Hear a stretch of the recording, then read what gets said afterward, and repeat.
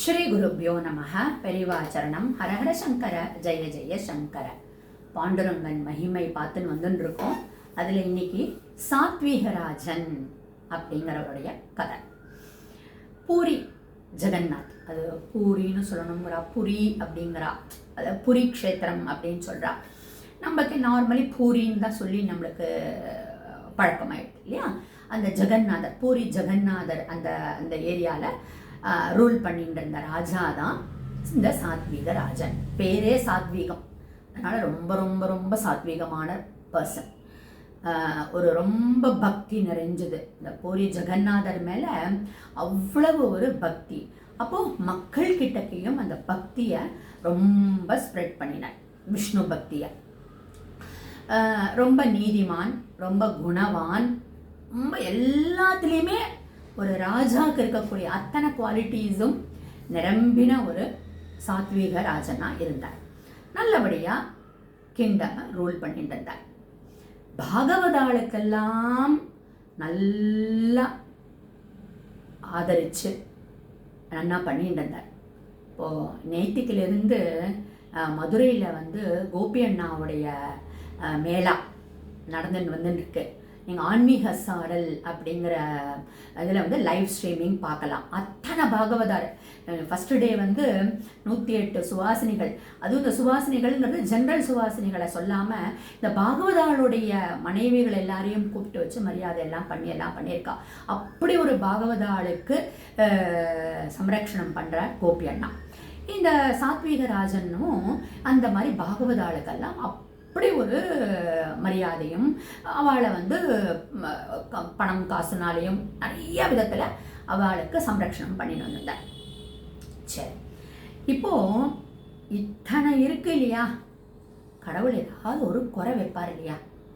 Either சந்தான பிராப்தி இருக்காது, இல்லை ராணி சரியாக இருக்காது, ஏதோ ஒரு குறையில்லாத மனிதர்கள் இருக்கவே முடியாது இல்லையா.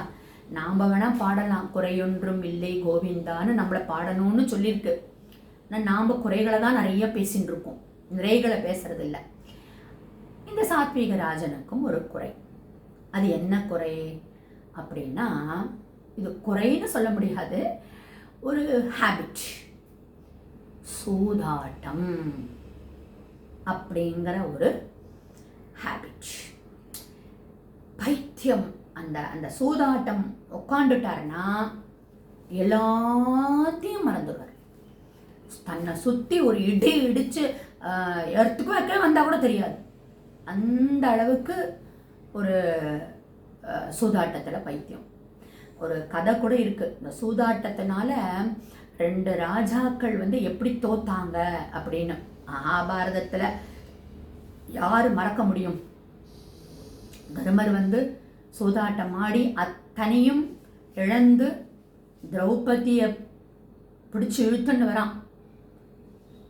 அப்போ கேட்குறா திரௌபதி, நீங்கள் இந்த மாதிரி சூதாட்டம் ஆடி முதல்ல உங்களை இழந்தீங்களா இல்லை என்ன இழந்தீங்களா? முதல்ல உங்களை நீங்கள் இழந்திருந்தீங்கன்னா உங்களுக்கு என்ன வைக்கிறதுக்கு என்ன ரைட்ஸ் இருக்கு? என்ன முதல்ல இழந்திருந்தீங்கன்னா நான் 5 பேருடைய மனைவி, அவளுடைய கன்சல்ட் இல்லாமல் நீங்கள் எப்படி என்ன வைக்கலாம் அப்படின்னு அவர் கேட்குறான். யாருக்கும் ஒன்றுமே பதில் சொல்ல முடியல. தர்மரும் தலை குனிஞ்சு நிற்கிறார். ஒரு பெரிய மகாபாரத யுத்தத்துக்கு ஒரு அடி தூணாக இருக்கக்கூடிய ஒரு இன்சிடென்ட் அந்த சூதாட்டம். அப்படி ஒரு சூதாட்ட பைத்தியமாக இந்த சாத்வீக ராஜன் இருந்தான். இந்த மந்திரிகளும் அவருடைய கூட இருக்கக்கூடிய க்ளோஸ், அவருக்கு விஸ்வாசிகள்னு சொல்லக்கூடியவாளும் மெய்காப்பாளர்களும் அவரையே விஜிலண்ட்டாக பார்த்துட்டே இருப்பாள். ராஜாவே எங்கேயாவது சூதாட்டத்தில் எதையாவது வச்சிட போகிறாரே, அதை வச்சிட போகிறாரே, இதை வச்சிட போகிறாரேன்னு சொல்லிட்டுன்னு ரொம்ப ரொம்ப ரொம்ப ஜாகிரதையாக பார்த்துட்டு இருந்தான்.